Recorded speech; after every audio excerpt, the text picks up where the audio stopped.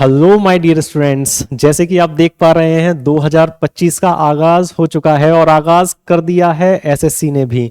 पूरा का पूरा जो कैलेंडर है वो जारी कर दिया गया है कि सबसे पहले जो एग्जाम्स हैं वो कौन सा होना है। सीजीएल से लेकर एमटीएस सबके जो कैलेंडर्स हैं वो जारी हो चुके हैं।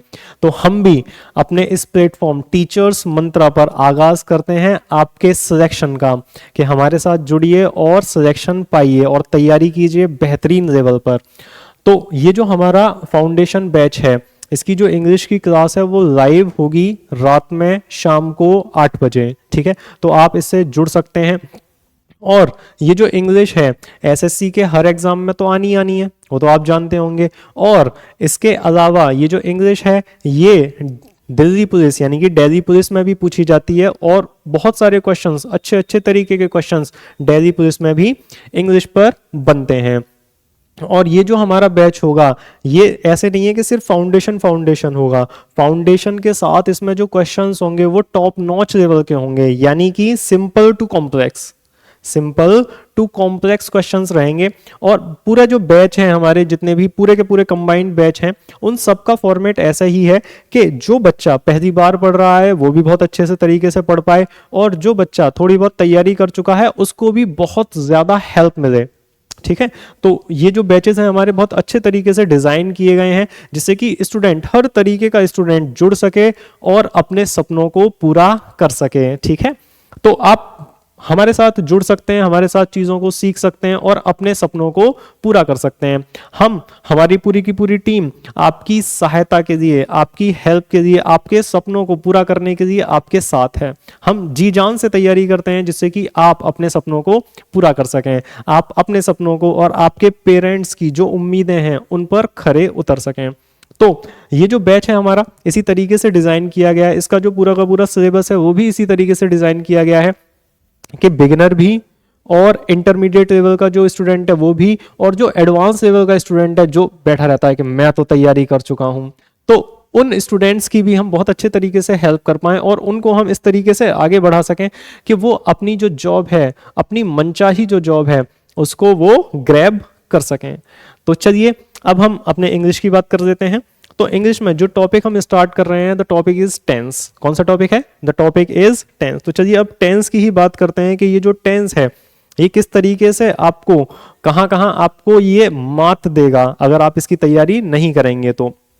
और बहुत सारे लोगों को लगता है कि ये जो टेंस है ये सिर्फ टेंस तक ही सीमित है, पर ऐसा बिल्कुल भी नहीं है। ये जो टेंस है ये एक तरीके से आप मानो कि ये बरगद का पेड़ है, तो लगा तो ये एक जगह है लेकिन इसकी जो जड़ है ये पता नहीं कहां कहां तक फैली हुई है। तो यही हमें सीखना है, यही हमें समझना है। तो चलिए जान लेते हैं कि आखिर इस अगर टेंस को हम सीखेंगे, इस टेंस को अगर हम सीखेंगे या फिर जानेंगे तो कहां कहां तक हम, कौन कौन से टॉपिक्स तक हम अपनी पकड़ बना सकते हैं।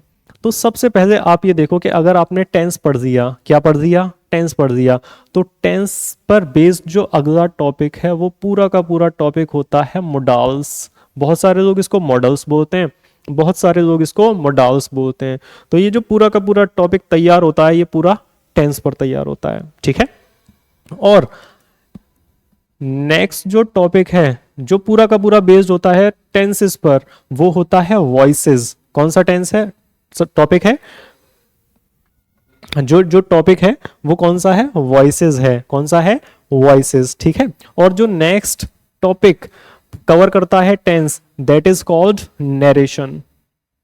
यानी कि ये जो नरेशन होते हैं ये नरेशन भी किस पर बेस्ड होते हैं? ये भी पूरे के पूरे टेंस पर ही बेस्ड होते हैं। तो आप ऐसा मत समझो कि बस टेंस एक टॉपिक है, नहीं, टेंस एक तरीके से जड़ है।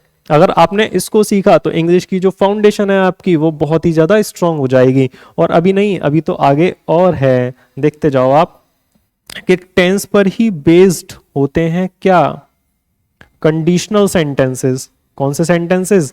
Conditional sentences. ये भी पूरे के पूरे किस पर ही बेस्ड होते हैं? ये पूरे के पूरे टेंस पर ही बेस्ड होते हैं। एक और बहुत ही प्यारा सा, बहुत ही शानदार टॉपिक, लेकिन आपको परेशान कर देगा, आपको वो बहुत ज्यादा परेशान कर देगा, वो टॉपिक है क्वेश्चन टैग। बहुत सारे स्टूडेंट्स पढ़ते भी नहीं है, उनको पता भी नहीं होता। ठीक है, तो ये जो क्वेश्चन टैग्स हैं ये भी पूरे के पूरे बेस्ड होते हैं किस पर, टेंसेस पर।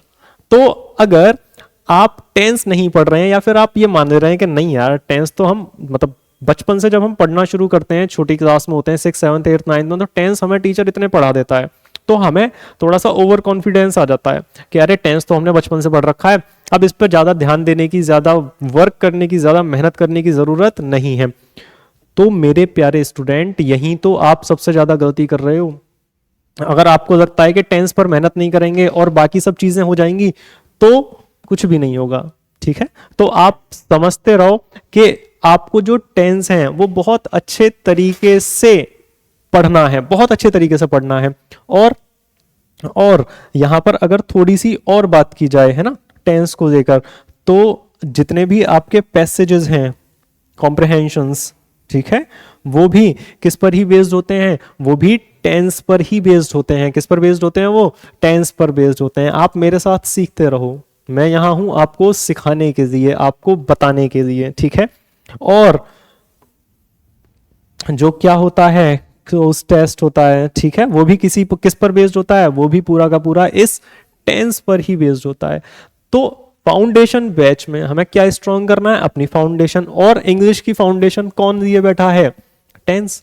तो अगर टेंस ही नहीं पढ़ेंगे तो फिर क्या पढ़ेंगे। इसीलिए इतने सारे टॉपिक्स ये पूरे के पूरे सब के सब किस पर बेस्ड होते हैं, ये पूरे के पूरे बेस्ड होते हैं टेंस पर। किस पर, टेंस पर। ठीक है ना, तो इसीलिए हमें टेंस और इससे रिलेटेड जितनी भी बारीकियां हैं वो सब सीखनी है, उन सबको जानना है और बहुत अच्छे से इनको समझना है, बिल्कुल शुरुआत से लेकर टॉप लेवल तक। चलिए अब यहां पर थोड़ी सी और बारीकियों जान लेते हैं और पढ़ लेते हैं उनको। सबसे पहले जानते हैं सेंटेंस का स्ट्रक्चर, कि ये जो सेंटेंस है ये क्या होता है। What do you understand by sentence, यानी कि ये जो सेंटेंस होते हैं आखिर ये सेंटेंस क्या होते हैं। ठीक है ना भैया, तो ये सेंटेंस जानने हैं आपको।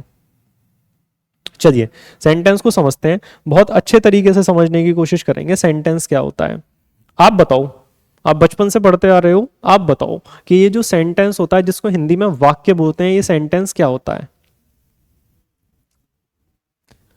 सेंटेंस होता है अ ग्रुप ऑफ वर्ड्स। क्या होता है, अ ग्रुप ऑफ वर्ड्स। बहुत सारे लोग जानते हैं इसको कि ये क्या होगा, अ ग्रुप ऑफ वर्ड्स, यानी कि शब्दों का एक समूह। क्या होगा ये, शब्दों का एक समूह। अ ग्रुप ऑफ वर्ड्स यानी कि शब्दों का एक समूह, ऐसा समूह, ठीक है, ऐसा ग्रुप जिसका कि पूरा का पूरा मीनिंग एकदम क्लियर हो, which give complete meaning and complete sense.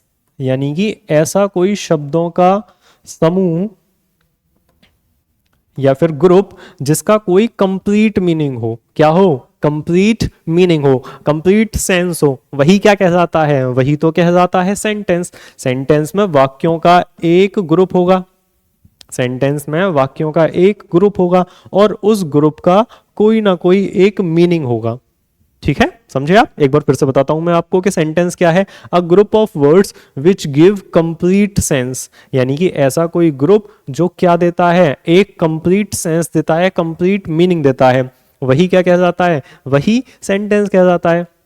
इसको समझना बेहद जरूरी है, इसको समझना बेहद बेहद, जैसे कोई बेहद होता है ऐसे ही इस सेंटेंस को समझना भी बेहद जरूरी है, ये आपको ध्यान रखना है। ठीक है, अब जैसे कि इसका एग्जाम्पल क्या हो सकता है, जैसे कि मानो एक वर्ड मैंने लिख दिया यहां पर इज, ठीक है, एक यहां पर एक और वर्ड लिख दिया मैंने ओ, ठीक है, एक और वर्ड लिख देते हैं यहां पर दिस, ठीक है, एक और वर्ड लिख देते हैं यहां पर कार।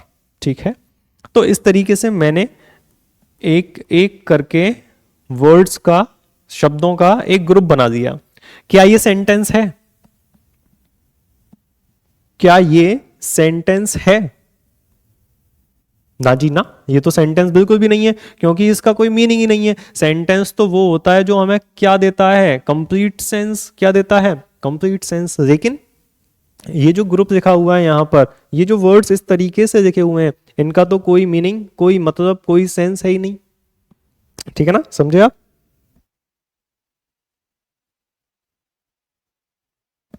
सॉरी, समझे आप या नहीं समझे? तो आपको ध्यान रखना है कि सेंटेंस सिर्फ वो नहीं हो जाएगा जिसमें ग्रुप ऑफ वर्ड्स होते हैं, ना ना ना, वो नहीं होता। ग्रुप ऑफ वर्ड्स तो होने ही चाहिए, लेकिन ग्रुप ऑफ वर्ड्स होने के साथ साथ उसमें कंप्लीट सेंस होना चाहिए। क्या होना चाहिए? कंप्लीट सेंस होना चाहिए। समझे आप? तो इसमें तो सेंस नहीं है, तो अर्थ ना होके इसका तो अनर्थ आ रहा है, इसीलिए ये सेंटेंस नहीं है। चलो इन्हीं वर्ड्स को अब सही से और अच्छे तरीके से क्या कर देते हैं, क्या कर देते हैं इसमें? अरेंज कर देते हैं। क्या कर देते हैं भैया? अरेंज। ये अरेंजमेंट समझना बहुत जरूरी है, अभी मैं आपको एग्जांपल से समझाऊंगा। अरेंजमेंट का मतलब होता है क्रम, अरेंजमेंट का मतलब होता है क्रम, ठीक है? यानी कि शब्द इस क्रम में होने चाहिए, शब्द इस क्रम में होने चाहिए, इस तरीके से लिखे होने चाहिए, इस सीक्वेंस में लिखे होने चाहिए कि उनका क्या आए? कंप्लीट सेंस आए। क्या आए? कंप्लीट सेंस आए। जैसे कि अब मैं यहां पर लिख देता हूं,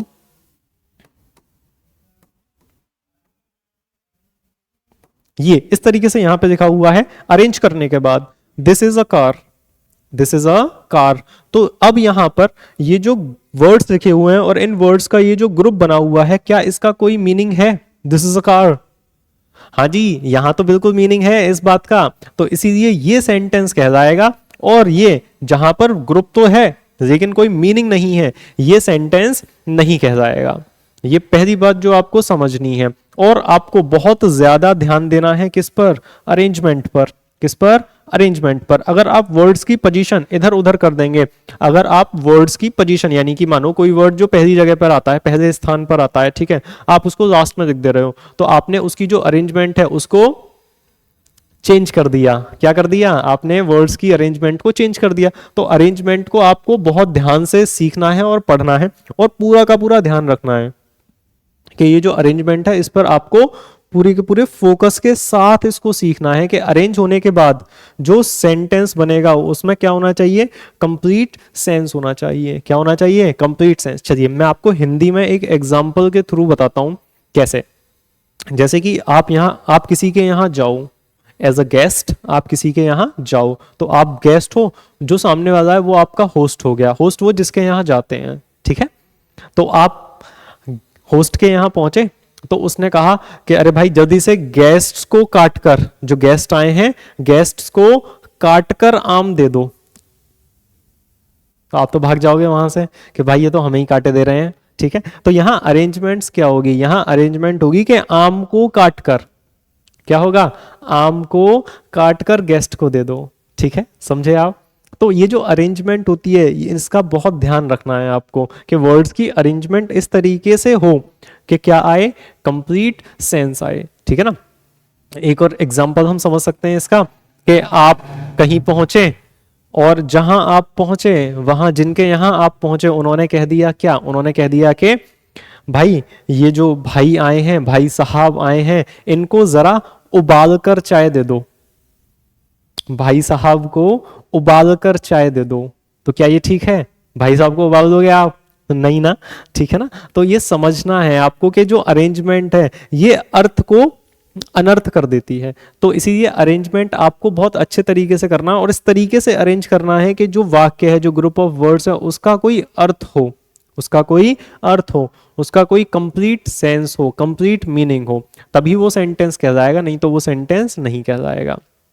तो मेहमान को उबालकर न बोलकर हमें बोलना चाहिए कि चाय उबालकर मेहमानों को दे दो, ठीक है भैया? एक सेंटेंस आप करेक्ट करते रहना कि उसकी ताजी भैंस का दूध, उसकी ताजी भैंस का दूध। क्या ये ठीक है? आप बताना कि इसको किस तरीके से हम सही कर सकते हैं, ठीक है? तो चलिए आगाज करते हैं अपने इस बैच का और आगे बढ़ते हैं कि सेंटेंस तो हम समझ चुके हैं कि ये सेंटेंस क्या होता है। तो अब सेंटेंस का जो बेसिक स्ट्रक्चर होता है वो होता है सब्जेक्ट, सब्जेक्ट के बाद उसमें आती है हेल्पिंग वर्ब, हेल्पिंग वर्ब के बाद होती है मेन वर्ब और उस मेन वर्ब के बाद आता है उसमें ऑब्जेक्ट। ये बेसिक स्ट्रक्चर सेंटेंस किसी का मतलब किसी भी बेसिक सेंटेंस का ये स्ट्रक्चर है, ठीक है? अब यहां पे हम बारीकी से एक एक बात जानेंगे, एक एक चीज जानेंगे इस स्ट्रक्चर में लिखे हुए हर वर्ड के बारे में। सबसे पहले लिखा हुआ है यहां पर ये सब्जेक्ट। क्या लिखा हुआ है? सब्जेक्ट लिखा हुआ है। तो ये जो सब्जेक्ट लिखा हुआ है, ये सब्जेक्ट कौन होता है?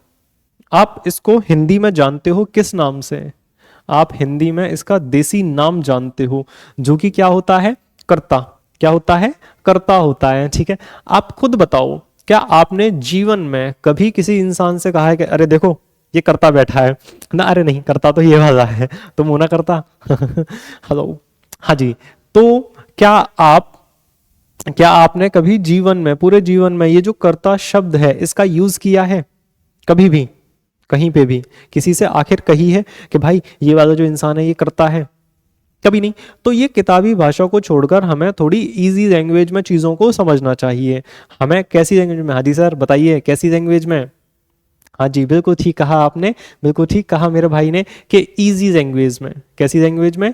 इजी लैंग्वेज में हमें चीज़ों को पढ़ना चाहिए और समझना चाहिए। ठीक है, बहुत सारे टीचर्स ऐसे होते हैं जो हार्ड लैंग्वेज में ही पढ़ाते हैं। उनको लगता है कि हार्ड लैंग्वेज में पढ़ाएंगे तो अच्छा इंप्रेशन आएगा। अरे हार्ड लैंग्वेज अगर पढ़ देता तो बच्चा किताब से ना पढ़ देता, वो यहाँ क्यों आता? समझ पा रहे हैं आप? हाँ जी मैम, समझ पा रही हैं आप? हाँ जी, वेरी नाइस। तो अब इसको डिकोड कर देते हैं कि ये करता कौन है। ठीक है, एक एक बात को बड़े अच्छे से समझने की कोशिश करेंगे हम। चलिए समझते हैं बहुत इजी तरीके से।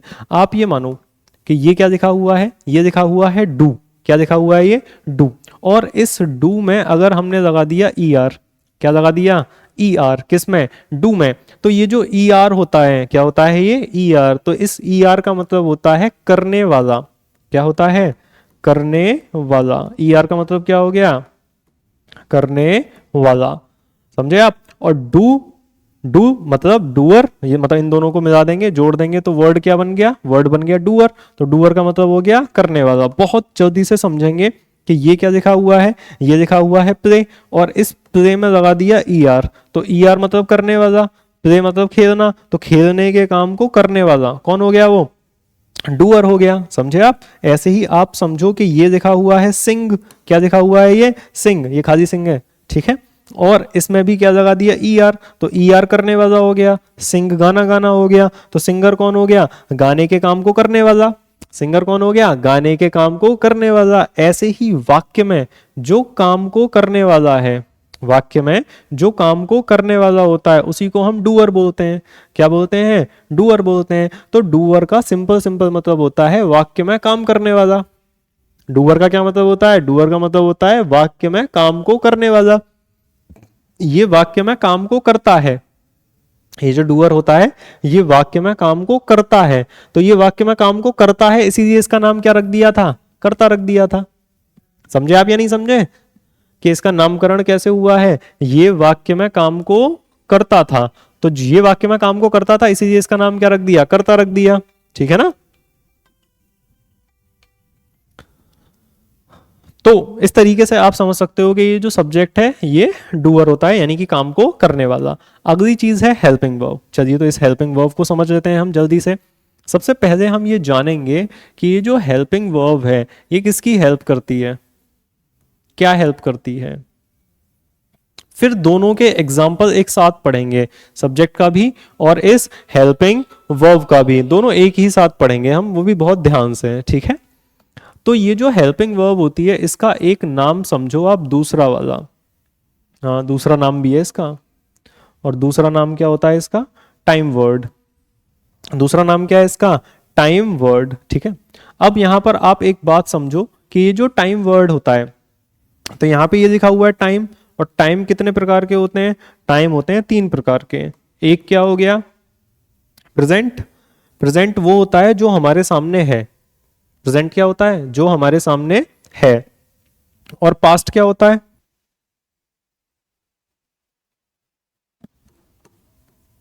बताओ आप, पास्ट क्या होता है? पास्ट वो होता है समय का वो दायरा जो बीत चुका है। पास्ट क्या है? समय का वो दायरा जो बीत चुका है, उसको हम किस नाम से जानते हैं? उसको पास्ट नाम से जानते हैं। और एक और समय का दायरा होता है जिसको किसी ने ना देखा, वो क्या है? फ्यूचर। वो क्या है? फ्यूचर। तो एक हिस्सा कहलाया प्रेजेंट। ठीक है, टाइम का, समय का एक हिस्सा क्या कहलाता है? प्रेजेंट कहलाता है। एक पास्ट कहलाता है, और एक कहलाता है फ्यूचर। तो एक प्रेजेंट है, एक पास्ट है, और एक फ्यूचर है। ये तीनों किसके हिस्से हैं? समय के हिस्से हैं। ठीक है, जैसे कि हम और आप जुड़े हुए हैं और बातें कर रहे हैं, आप मुझे देख पा रहे हैं, मैं आपको महसूस कर पा रहा हूं। यहां और यहां, हाँ, और कहीं नहीं, ठीक है। तो ये क्या है, ये प्रेजेंट है, ठीक है। और वो दायरा, समय का वो दायरा जो बीत गया है, जिसको हम एक्सपीरियंस कर चुके हैं और वो दायरा गुजर गया है, उसको हम जानते हैं किस नाम से, पास्ट नाम से। और समय का वो दायरा जो ना हमने अभी देखा है और ना हमने अभी महसूस किया है, वो कहलाता है फ्यूचर। वो क्या कहलाता है, वो फ्यूचर कहलाता है, समझे आप। तो ऐसा कोई वर्ड, ऐसा कोई शब्द, ऐसा कोई वर्ड और ऐसा कोई शब्द जो हमें पहचान करा दे किसकी, टाइम की। किसकी पहचान करा दे हमें, हमें टाइम की पहचान करा दे, तो वो क्या होते हैं भैया, टाइम वर्ड होते हैं। और उन्हीं को क्या बोल देते हैं हम, उन्हीं को बोल देते हैं हेल्पिंग वर्ब। क्या बोल देते हैं, हेल्पिंग वर्ब बोल देते हैं। ऐसा कोई शब्द जो हमें समय की पहचान करा दे, समय की क्या पहचान करा दे कि ये प्रेजेंट है, पास्ट है या फिर ये फ्यूचर है, ठीक है। तो ऐसा कोई शब्द जो पहचान करा दे प्रेजेंट की, जो पहचान करा दे पास्ट की या फिर जो पहचान करा दे फ्यूचर की, वो क्या कहलाता है, वही कहलाता है टाइम वर्ड आजकल की लैंग्वेज में। और पुरानी लैंग्वेज में उसी को क्या बोल देते थे, उसी को बोल देते थे हेल्पिंग वर्ब। क्या बोलते थे उसको, हेल्पिंग वर्ब। बहुत सारे बच्चे बेचारे बचपन से पढ़ना शुरू करते हैं, फिर शादी ब्याह हो जाता है, फिर उनके भी बालक पढ़ने आ जाते हैं, ठीक है। लेकिन उन बेचारों की यही समझ में नहीं आ पाती कि ये जो हेल्पिंग वर्ब है आखिर किसकी हेल्प कर रही है। जब से पढ़ा है, जब से सुना है कि helping verb, helping verb, helping verb, किसकी हेल्प कर रही है ये, तो मैं आपको बताता हूं कि ऐसी वर्ब जो हमारी हेल्प कर देती है, जो हमारी हेल्प कर देती है क्या जानने में, टाइम जानने में। कौन सा टाइम, कि ये प्रेजेंट है, पास्ट है या फिर फ्यूचर है, वही वर्ब क्या कहलाती है, वही वर्ब कहलाती है हेल्पिंग वर्ब। क्या कहलाती है, हेल्पिंग वर्ब कहलाती है, समझे आप। तो मुझे उम्मीद है कि ये आपको समझ में आ गया होगा कि ये जो हेल्पिंग वर्ब होती है ये क्या होती है, ठीक है। चलिए थोड़ा सा एग्जांपल समझ लेते हैं हम इसका, कि इसके क्या एग्जांपल्स हो सकते हैं। जैसे कि आप यहां पर देखो,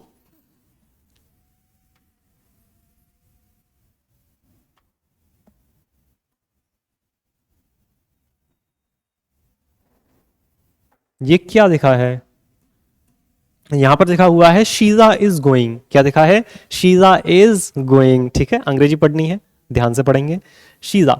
तो यहां पर आप देखो कि क्या किसी काम के बारे में बात की जा रही है, कि ये जो शीजा है वो क्या काम कर रही है। हाँ जी, यहाँ पे साफ साफ लिखा हुआ है गो। क्या लिखा हुआ है, यहाँ यहाँ लिखा हुआ है गो। क्या लिखा है, ये गो लिखा हुआ है, ठीक है। तो गो हो गया जाने का काम। तो इस जाने के काम को कौन करता है या फिर कौन कर रहा है, जाने का काम जो किया जा रहा है वो किसके द्वारा किया जा रहा है, वो काम किया जा रहा है शीजा के द्वारा। किसके द्वारा, शीजा के द्वारा। तो जो काम को करता है, जो काम को करता है, कहां गया करता, हमारा करता खो गया, ठीक है। जो काम को करता है वही कौन होता है, वही तो सब्जेक्ट होता है। तो यहां पर जाने का काम कौन कर रहा है, किसके द्वारा किया जा रहा है, शीजा के द्वारा। तो इसीलिए शीजा को हम क्या मानेंगे, शीजा को हम मानेंगे डूअर।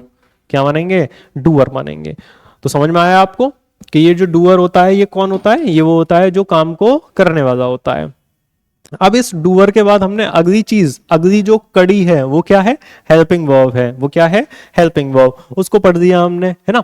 तो अगली कड़ी क्या है, हेल्पिंग वर्ब। तो यहां पर ये जो इज है, क्या है, ये इज, ये जो इज है ये हमें पहचान करा रहा है कि ये जितनी भी बात है, ये पूरी की पूरी जो बात है ये किसकी है, प्रेजेंट की है।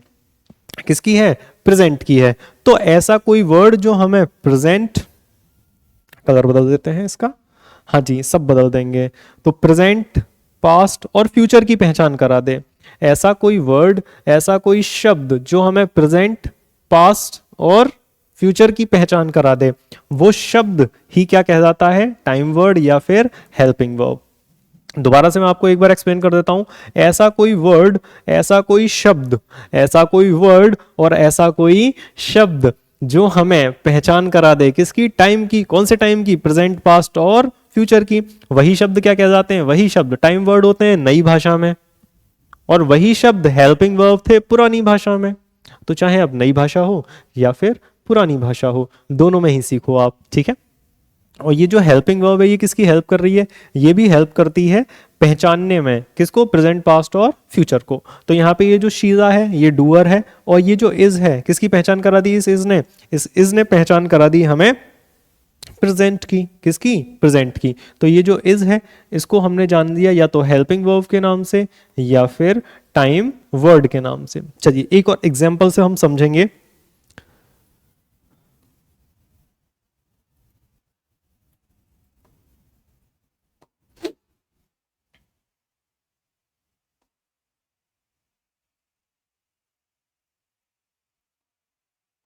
ये इस तरीके से यहाँ पे सेंटेंस लिखा हुआ है, अनामिका सिंगिंग। क्या लिखा है, अनामिका सिंगिंग। तो आप सभी जो यहाँ पर हो, मेरे साथ हो, आप लकी हो, ठीक है। आप बताने की कोशिश करो कि ये जो सेंटेंस यहाँ पर लिखा हुआ है ये प्रेजेंट है, पास्ट है या फिर फ्यूचर है। बताओ आप जल्दी से। You have 10 seconds, you have 10 seconds, please try to tell me whether the sentence is present, past or future. Try to tell me. Your time is over. तो बताओ आप ये सेंटेंस प्रेजेंट है, पास्ट है या फिर फ्यूचर है। No idea. हाँ जी, ये सेंटेंस ना तो प्रेजेंट है, ना पास्ट है, ना ही फ्यूचर है। क्यों नहीं है, क्योंकि इसमें हेल्पिंग वर्ब ही नहीं है, इसमें टाइम वर्ड ही नहीं है। अगर इस सेंटेंस में लिख दिया जाए इज, तो ये क्या हो गया, ये प्रेजेंट हो जाएगा। क्या हो जाएगा, ये प्रेजेंट हो जाएगा। 1 मिनट के लिए रुकेंगे।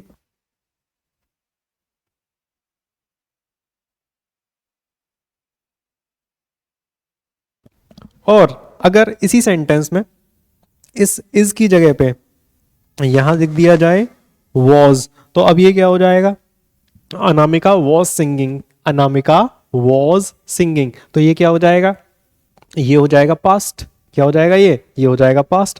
और इसी सेंटेंस में इस इज और वॉज दोनों को ही गायब कर दो, ठीक है, और यहां लिख दो विल बी।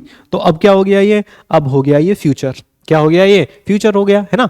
तो ऐसे वर्ड जो हमें पहचान करा देते हैं प्रेजेंट, पास्ट और फ्यूचर की, जो हमें पहचान करा देते हैं प्रेजेंट, पास्ट और फ्यूचर की, वही क्या कह जाते हैं, वही कह जाते हैं हेल्पिंग वर्ब। या फिर आजकल की भाषा में उनको क्या बोलते हैं हम, आजकल की भाषा में उनको बोल देते हैं हम टाइम वर्ड। क्या बोल देते हैं, टाइम वर्ड बोल देते हैं। समझे आप। तो it is so easy, you just have to pay attention what the teacher is saying and teaching you। अगर आप ध्यान देंगे you will be able to understand a lot of things, है ना। तो ये सब चीज़ें जब आप समझ लेते हैं तो इंग्लिश आपके लिए ईजी हो जाती है। ईजी चीज़ें कैसी हो जाती हैं, ईजी हो जाती हैं आपके लिए, ठीक है। और जब चीज़ें ईजी हो जाएंगी तो आप में अपने आप कॉन्फिडेंस आएगा, और कॉन्फिडेंस आएगा तो फिर जब जिस इंसान में कॉन्फिडेंस होता है उसके सामने कोई चीज़, कोई टास्क, कोई एग्जाम कुछ भी बड़ा नहीं होता। समझे आप। This is so simple. तो अभी हमने यहाँ पढ़ दिया था पहला एस्पेक्ट, पहला दायरा, जो कि था सब्जेक्ट। सब्जेक्ट कौन होता है, सब्जेक्ट होता है डूअर। डूअर कौन होता है, काम को करने वाला। अगर किसी वर्ड में ये ई आर लगा हुआ है, क्या लगा हुआ है, ई आर, तो ये उस काम को करने वाला हो जाएगा, ठीक है ना। तो ये सब्जेक्ट पढ़ दिया हमने। सब्जेक्ट के बाद क्या पढ़ा हमने, सब्जेक्ट के बाद पढ़ा हमने हेल्पिंग वर्ब, और इसको बहुत अच्छे तरीके से हमने याद कर दिया। इस हेल्पिंग वर्ब के दो दायरे होते हैं, एक तो होती है नॉर्मल मेन हेल्पिंग वर्ब, और दूसरा इसी में आ जाता है मॉडल्स। क्या आ जाते हैं इसी में ही, मॉडल ऑक्सिलरीज आ जाते हैं। तो ये जो हेल्पिंग वर्ब होती हैं ये 11 होती हैं, देयर आर 11 हेल्पिंग वर्ब। और ये जो मॉडल्स होते हैं देयर आर 13 मॉडल्स, ठीक है। तो टोटल मिला के ये जो पहचान कराने वाले शब्द हैं ये कितने हो जाते हैं, देयर आर 24। कितने हो जाते हैं, देयर आर 24। तो ये जो हेल्पिंग वर्ब है ये 11 होती है। मैं आपको ओरली बता देता हूँ, देखने में तो बहुत टाइम लगेगा उसको, मैं ओरली आपको बताता हूँ कि is am are, was were, do does did, has have had, ये जितने भी हैं ये सब क्या है, हेल्पिंग वर्ब ही हैं। क्या है भैया, ये हेल्पिंग वर्ब ही हैं, ठीक है। बाकी के जो मॉडल्स होते हैं इनकी आपको थोड़ी थोड़ी जानकारी होगी कि मॉडल्स हो सकते हैं can, could, may, might, will, shall, would, should, must, may, ये जितने भी हैं ये सब क्या होते हैं, मॉडल्स होते हैं। तो हमने दो एस्पेक्ट जान दिए, एक सब्जेक्ट को जान दिया और एक हेल्पिंग वर्ब को जान दिया, और इस हेल्पिंग वर्ब का नया नाम भी हमने जान दिया। अगली जो चीज हमें समझनी है, the next thing is the most important thing, main verb. ये क्या है, मेन वर्ब। कि मेन वर्ब क्या होती है, ठीक है। मेन वर्ब का सीधा सीधा कनेक्शन होता है डूअर से। किससे होता है, डूअर से, क्योंकि डूअर होता है काम को करने वाला। डूअर कौन है? काम को करने वाला। अब करने वाला जो कर रहा है वो क्या कर रहा है? वो कोई काम कर रहा है। क्या कर रहा है? काम कर रहा है। जैसे कि मेरा दोस्त टीवी देख रहा है। मैंने क्या बोला? मेरा दोस्त टीवी देख रहा है। तो देखने का काम कौन कर रहा है? मेरा दोस्त। कौन कर रहा है? मेरा दोस्त। जैसे कि मेरा दोस्त मुझे देख रहा है, ठीक है, तो मेरा दोस्त क्या कर रहा है? मुझे देखने का काम कर रहा है। तो आप इस बात को सीधे सीधे समझो कि मेन वर्ब का सीधा सीधा मतलब होता है एक्शन। क्या होता है? एक्शन। एक्शन मतलब, एक्शन मतलब, एक्शन का मतलब हो गया काम। एक्शन का क्या मतलब हो गया? एक्शन का मतलब हो गया काम। क्या हो गया? काम हो गया, ठीक है। तो एक है काम को करने वाला, और जो काम को करने वाला है वो क्या करेगा? खाली थोड़ी बैठेगा। वो क्या करेगा? वो काम को करेगा।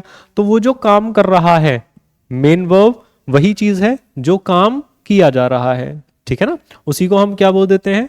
इजी लैंग्वेज में एक्शन बोल देते हैं। जैसे कि एग्जांपल से समझ लेते हैं हम।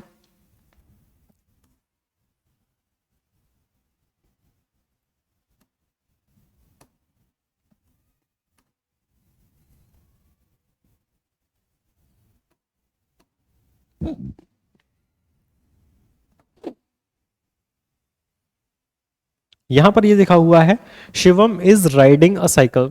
Shivam is riding a cycle. दिख पा रहा है आप सभी को? हाँ जी, वेरी गुड। तो यहां पर हम एक चीज समझ सकते हैं कि ये क्या काम किया जा रहा है? ये किया जा रहा है राइड। क्या किया जा रहा है? राइड किया जा रहा है। तो राइड का मतलब होता है साइकिल, बाइक, स्कूटर, स्कूटी, यानी कि दो पहिए वाली जो चीजें होती हैं उनको अगर चलाते हैं तो वहां हम किसका यूज करते हैं? राइड का यूज करते हैं। और अगर चार पहिए से, चार पहिए की चीजें हों, चार से ज्यादा की चीजें हों, तो उनको क्या किया जाता है? उनको ड्राइव किया जाता है। उनको क्या किया जाएगा? उनको ड्राइव किया जाएगा। समझे आप? तो Shivam is riding a cycle. क्या इस लिखी हुई बात को हम सेंटेंस मानेंगे?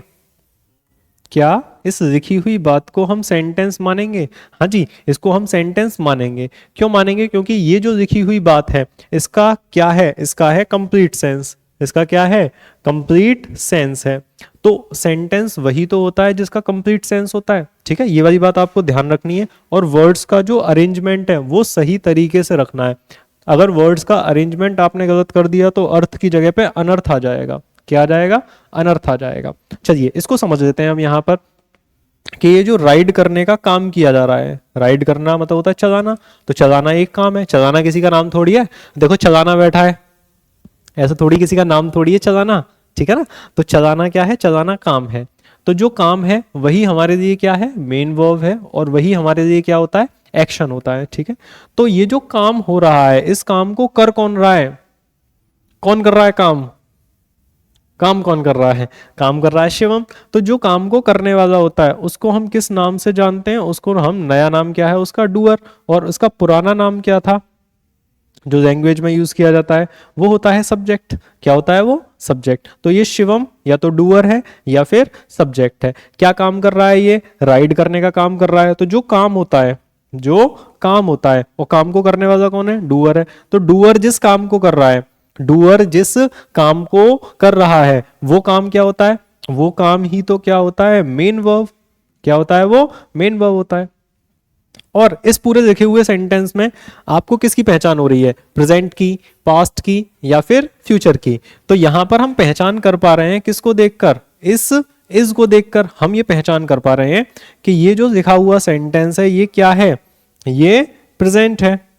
क्या है ये प्रेजेंट है, ठीक है ना भैया। तो ये जो इज है ये पहचान करा रहा है हमें प्रेजेंट की। तो ऐसे वर्ड जो हमें टेंस की पहचान करा देते हैं, प्रेजेंट, पास्ट और फ्यूचर, वो क्या कहलाते हैं? वो कहलाते हैं हेल्पिंग वर्ब। क्या कहलाते हैं वो कहलाते हैं हेल्पिंग वर्ब। तो सब्जेक्ट हो गया, डूअर हो गया, ये दोनों एक ही होते हैं। हेल्पिंग वर्ब, इसी हेल्पिंग वर्ब का मैंने आपको दूसरा नाम बताया था जो कि क्या था? Time word. क्या था? Time word. यानी कि ऐसा वर्ड जो हमें टाइम की पहचान करा दे। टाइम मतलब प्रेजेंट, पास्ट एंड फ्यूचर, वो क्या हो जाता है? वो टाइम वर्ड हो जाता है। अब फिर उसके बाद सीरीज में जो अगली बात थी सीक्वेंस में, वो थी मेन वर्ब। मेन वर्ब का सीधा सीधा मतलब होता है काम। क्या मतलब होता है इसका? इसका मतलब होता है काम, ठीक है। तो ये जो डूअर है, ये डूअर होता है काम को करने वाला। तो ये किसी ना किसी काम को करेगा। किसको करेगा? काम को करेगा। तो ये जो शिवम है ये क्या काम कर रहा है? राइड कर रहा है। राइड मतलब चलाना, ठीक है ना। तो इस तरीके से सीक्वेंस में अगर हम चीजें लगाएंगे तो हमारा जो सेंटेंस है वो मीनिंगफुल बनेगा और उसका सेंस जो है वो कंप्लीट रहेगा। बहुत आसानी से आप अगर इन सब चीज़ों को सीखेंगे तो बहुत आसानी से आप इन सब चीज़ों को सीख सकते हैं। इसमें कुछ भी बहुत ही ज़्यादा डिफिकल्ट चीज़ें नहीं है, हार्ड चीज़ें नहीं है। चलिए, तो अगर आप हमारे बैच से जुड़ते हैं, हमारे साथ आते हैं, तो रीजनिंग की जो क्लास है, जो रीजनिंग की क्लास है, वो अंकुर सर आपकी रीजनिंग की क्लास कराएंगे। अंकुर सर के द्वारा रीजनिंग की क्लास कराई जाएगी और उनकी जो लाइव क्लास होगी वो शाम को 4 बजे होगी। ठीक है, हाँ जी। और जो उनका पहला टॉपिक रहेगा वो पहला टॉपिक रहेगा अल्फाबेट टेस्ट। कौन सा रहेगा? अल्फाबेट टेस्ट रहेगा। ये 2025 का जो आगाज है, इसमें आप अपना आगाज करिए कि आप अपनी जॉब को हासिल कर रहे हैं और आगाज इतना अच्छा होना चाहिए कि आपके जो सपने हैं वो इसी साल आपके जितने भी सपने हैं वो सब पूरे हो जाएं। ठीक है, चलिए आगे बढ़ते हैं। अगला जो कंसेप्ट था, अगला जो एस्पेक्ट था, the new aspect was the object. What was the new object aspect? It was object. तो अब ये ऑब्जेक्ट क्या होता है? आपने बहुत बार सेंटेंसेस में देखा होगा, बहुत सारे लोग तो इनको अदर वर्ड्स बोल देते हैं। क्या बोल देते हैं? अदर वर्ड्स बोल देते हैं, है ना भैया। अभी इसको पढ़ देंगे, फिर थोड़ा सा और मेन वर्ब के बारे में जानेंगे, पर पहले थोड़ा सा ऑब्जेक्ट के बारे में जान देते हैं कि ये जो ऑब्जेक्ट है ये क्या होता है। ऑब्जेक्ट क्या चीज है? क्या चीज है ये ऑब्जेक्ट? ऑब्जेक्ट की कहानी जुड़ी है किससे? मेन वर्ब से। किससे जुड़ी है? मेन वर्ब से जुड़ी है। ठीक है, तो ऐसी कोई चीज, ऐसी कोई वस्तु जिस पर मेन वर्ब का असर पड़े। क्या पड़े? मेन वर्ब का असर पड़े, या फिर जिस पर मेन वर्ब का प्रभाव पड़े, वही चीज क्या कहलाती है? वही चीज कहलाती है ऑब्जेक्ट। क्या कहलाती है? ऑब्जेक्ट कहलाती है। ये बहुत सिंपल है, अभी मैं आपको एग्जांपल के थ्रू बताता हूं कि ये क्या होता है। जैसे कि यहां पर हमारा सेंटेंस था, the sentence was Shivam is riding a cycle. Shivam is riding a cycle. तो ये जो शिवम था ये कौन था? ये डूअर था। ठीक है, इज क्या थी? ये हेल्पिंग वर्ब थी, टाइम वर्ड था। राइडिंग क्या काम कर रहा है? वो चलाने का काम कर रहा है। तो वो जो चीज चला रहा है, उस चलाने का असर किस चीज पर पड़ रहा है? वो जो चलाने का काम कर रहा है, वो चलाने का काम, उसका असर किस चीज पर हो रहा है? साइकिल चला रहे हैं तो असर किस पे होगा? तुम्हारी तरफ मोड़ दूंगा मैं साइकिल, समझ के पढ़ते रहना। ठीक है, तो जो असर पड़ रहा है वो असर किस पर पड़ रहा है? वो असर पड़ रहा है साइकिल पर। तो जिस चीज पर मेन वर्ब का असर पड़े उसी को हम किस नाम से जानते हैं? उसी को हम ऑब्जेक्ट के नाम से जानते हैं। किसके नाम से जानते हैं? ऑब्जेक्ट के नाम से जानते हैं। अब आप थोड़ा सा और समझो, इसको समझने की छोटी सी एक ट्रिक है, वो आप जानो कि ये जो मेन वर्ब है, कौन है? Main verb. इस मेन वर्ब में आप लगा दो क्या। ठीक है, या फिर इस मेन वर्ब में आप लगा दो किसे, किसको। ठीक है, तो आंसर में जो भी मिलेगा वो क्या होगा? ऑब्जेक्ट होगा। क्या होगा? ऑब्जेक्ट होगा। ध्यान से सुनेंगे। मैंने एक पेन खरीदा। मैंने एक पेन खरीदा। तो किसने खरीदा? मैंने खरीदा।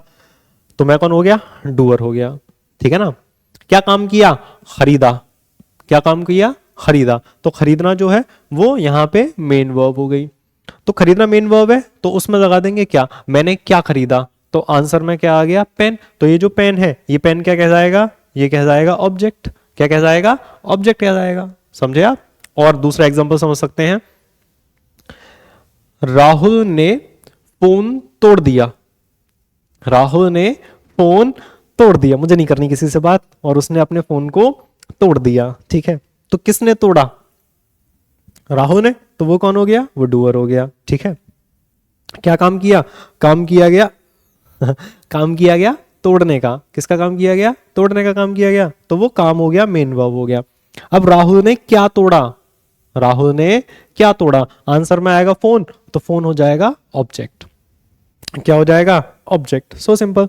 तो इतनी आसानी से आप इन सब चीजों को सीख सकते हैं। तो एक सेंटेंस लिख रहा हूं, इस सेंटेंस में और हम पहचानने की कोशिश करेंगे कि कौन सी चीज क्या है।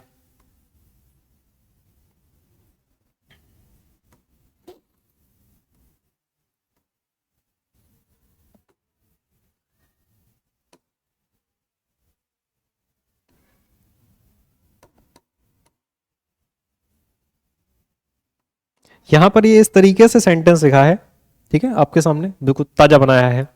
तो यहां पे सबसे पहले है शिवानी, फिर है इज, फिर है कुकिंग और फिर है पास्ता। ये इस तरीके से सेंटेंस लिखा हुआ है। तो इस सेंटेंस में क्या कोई काम है?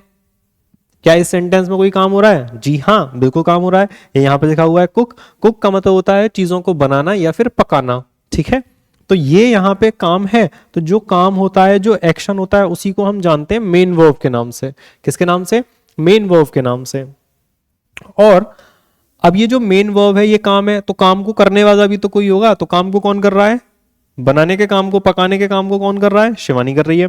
तो शिवानी कौन हो गई? शिवानी हो गई डूअर, या फिर आप इसका जो देसी नाम है वो भी जान सकते हैं डूअर, या फिर सब्जेक्ट, ठीक है ना। और ये जो सेंटेंस यहां पर लिखा हुआ है ये प्रेजेंट है, पास्ट है या फिर फ्यूचर है ना भैया? ये किसकी पहचान करा रहा है हमें? ये प्रेजेंट की पहचान करा रहा है। और कौन करा रहा है पहचान? इज करा रहा है। तो जो पहचान कराता है प्रेजेंट, पास्ट, फ्यूचर की, वो कौन होता है? वो हेल्पिंग वर्ब। कौन होता है वो हेल्पिंग वर्ब होती है ना। या फिर इसी का दूसरा नाम होता है टाइम वर्ड। क्या होता है? Time word. तो आप यहां पर सोचकर समझकर ये बताने की कोशिश करो, क्या इस सेंटेंस में कोई ऑब्जेक्ट है? और है तो क्यों है? हाँ जी, बिल्कुल ठीक कहा आपने कि ये जो पास्ता लिखा हुआ है, मन कर रहा है आपका खाने का, लेकिन ये जो पास्ता है यही क्या है? यही ऑब्जेक्ट है। क्या है? यही ऑब्जेक्ट है। क्यों है? क्योंकि वो जो बना रही है ये मेन वर्ब है। और मेन वर्ब में लगा दो आप क्या? बना रही है। क्या बना रही है वो? बताओ क्या बना रही है? वो पास्ता बना रही है। तो क्या के आंसर में जो आता है वही क्या कहलाता है? वही ऑब्जेक्ट कहलाता है। तो ये जो पास्ता है ये ऑब्जेक्ट है।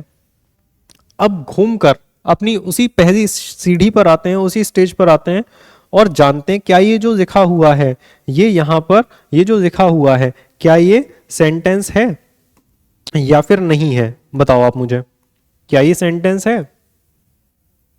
हाँ बिल्कुल ये सेंटेंस है, क्योंकि ये जो ग्रुप ऑफ वर्ड्स यानी कि ये जो शब्दों का समूह लिखा हुआ है, इसका कोई ना कोई मतलब है, इसका कोई ना कोई मीनिंग है, ठीक है ना। तो ऐसा शब्दों का ऐसा समूह जिसका कोई प्रॉपर मीनिंग आए, जिसका कोई प्रॉपर सेंस आए, जिसका कोई अर्थ हो, वही क्या कहलाता है? वही तो सेंटेंस कहलाता है। समझे आप या नहीं समझे? क्लियर है? आपको समझना है चीजों को, क्योंकि यही चीजें जो फाउंडेशन है यही आगे जाके हमारी बहुत सारी हेल्प करेगी। चलो आगे समझते हैं बहुत जल्दी से कि ये जो मेन वर्ब है क्या है? मेन वर्ब है ना। थोड़ा सा जान लेते हैं इसके बारे में, नहीं तो ये हमें बहुत दुख देगा।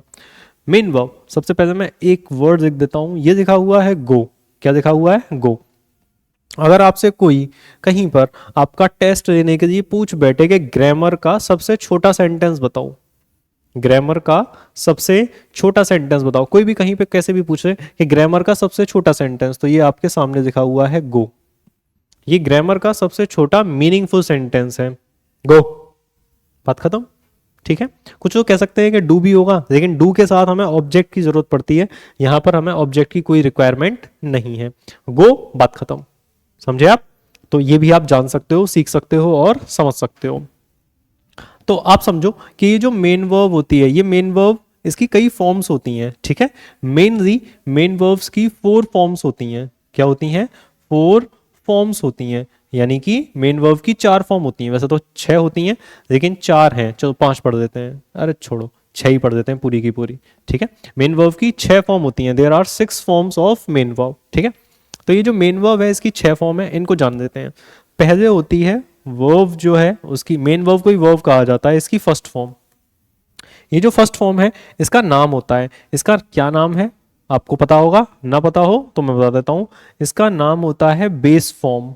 क्या होता है इसका नाम? इसका नाम होता है बेस फॉर्म, ठीक है, फर्स्ट फॉर्म। दूसरी होती है सेकंड फॉर्म, ये तो पता ही होगा आपको। फिर तीसरी कौन सी होती है? वो थर्ड फॉर्म होती है, ठीक है। फोर्थ वाली कौन सी होती है? वो फोर्थ फॉर्म होती है। ऐसे ही तो पर इंट्रोडक्शन जान लेंगे, एक बार में देख लेते हैं जल्दी से इनको, ठीक है, जिससे कि हमें बार बार ना देखना पड़े। ये इस तरीके से है, ठीक है। चलिए अब इनका इंट्रोडक्शन जानते हैं। फर्स्ट फॉर्म बेस फॉर्म होती है। कैसी फॉर्म होती है भैया? बेस फॉर्म, जो आपने बिल्कुल रॉ फॉर्म में देखी होगी, जैसे कि मानो ये गो है, या फिर क्या है, ये कम है, ईट है, ड्रिंक है, स्लीप है। इस तरीके से बहुत सारे एग्जाम्पल्स हो सकते हैं इसके, और ये होती है बेस फॉर्म। क्या होती है ये? Base form. सेकंड फॉर्म का नाम होता है पास्ट फॉर्म। क्या होता है? पास्ट फॉर्म होता है। ठीक है ना? ये इतनी सारी चीजें हैं, ये आप जानिए और अपने आप को आगे बढ़ाइए। तो ये जो पास्ट फॉर्म है ये कौन सी होती है? सेकंड फॉर्म होती है। जैसे कि गो का ही क्या हो जाएगा? गो का हो जाएगा वेंट। कम का क्या हो जाता है? कम का हो जाता है केम। ईट का क्या हो जाता है? ईट का हो जाता है एट। ठीक है, इस तरीके से ये सेकंड फॉर्म बन जाती है। अब बारी आती है थर्ड फॉर्म की। जो थर्ड फॉर्म होती है इसका नाम क्या होता है? इसका नाम होता है पास्ट पार्टिसिपल। क्या होता है? Past participle. ठीक है ना? थर्ड फॉर्म जो होती है उसका क्या नाम होता है? उसका नाम होता है पास्ट पार्टिसिपल। ठीक है, और ये थर्ड फॉर्म ही है। जैसे कि मानो गॉन या फिर कम, या फिर थर्ड फॉर्म हो जाएगी ईटन। ठीक है, जल्दी से समझ लेते हैं फिर सेशन को। और ये जो फोर्थ फॉर्म होती है, ये फोर्थ फॉर्म होती कौन सी है? सबसे पहले ये समझेंगे कि अगर वर्ब की फर्स्ट फॉर्म में हम क्या ऐड कर दें? आईएनजी। अगर हम वर्ब की फर्स्ट फॉर्म में क्या ऐड कर दें? आईएनजी ऐड कर दें। ठीक है, तो वो क्या बन जाती है? वो बन जाती है वर्ब की फोर्थ फॉर्म, और इसका नाम होता है प्रेजेंट पार्टिसिपल। इसका क्या नाम होता है? Present participle. समझे आप? ये वर्ब्स के भी नाम होते हैं। ठीक है ना? बहुत सारे स्टूडेंट्स को नहीं पता होता। और ये जो फिफ्थ फॉर्म होती है ये कौन सी होती है? फिफ्थ फॉर्म होती है जब हम इस वर्ब की फर्स्ट फॉर्म में क्या ऐड कर दें? एस या ईएस ऐड कर दें, तो वो बन जाती है वर्ब की फिफ्थ फॉर्म। ठीक है, इसको बोलते हैं हम सिंगुलर फॉर्म। क्या बोलते हैं इसको हम? इसको हम बोलते हैं सिंगुलर फॉर्म। ठीक है, और ये जो सिक्स फॉर्म होती है ये कौन सी होती है? कि ये जो बेस फॉर्म है, ये जो बेस फॉर्म है, इस बेस फॉर्म से पहले अगर हम लगा दें टू, और इसका नाम होता है इन्फिनेटिव। क्या नाम होता है इसका? इन्फिनेटिव।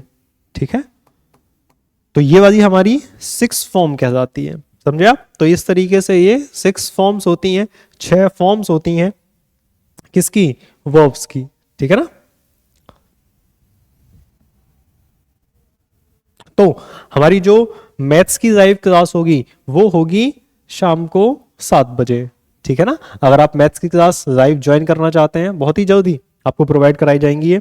तो मैथ्स की जो क्लास होगी लाइव वो शाम को 7 बजे होगी, और उसमें पढ़ाएंगे राहुल सर। ठीक है, बहुत ही एक्सपीरियंस्ड फैकल्टी है हमारी, सभी बहुत अच्छे तरीके से आपको पढ़ाएंगे और बहुत ही अच्छे तरीके से आपको हर चीज़ प्रोवाइड कराई जाएगी। पूरी कोशिश की जाती है कि बहुत ही अच्छे तरीके से हम स्टूडेंट को और स्टूडेंट के फ्यूचर को अपने हाथों में देकर उनको बेहतरीन से बेहतरीन तैयारी कराएं। ठीक है, तो ये हमारा आगाज बैच है। ठीक है, ये हमारा फाउंडेशन बैच है जो 6 जनवरी से शुरू हो रहा है। और ये जो हमारा बैच है, क्लासेस भले ही आपकी लाइव आएंगी यूट्यूब पर, लेकिन ये ऑफलाइन बैच है। कैसा बैच है? ये ऑफलाइन बैच है। ठीक है, और इंक्वायरी अगर आपको करनी हो, एनी क्वेरी, अगर आपकी कोई भी क्वेरी हो, if you have any kind of query इस बैच को लेकर, किसी भी चीज को लेकर, एड्रेस को लेकर, तो आप इस वाले नंबर पर 9458485562 इस पर आप कांटेक्ट कर सकते हैं और हमारी टीम से जुड़ सकते हैं, और वहां उनसे जो भी आपकी क्वेरी है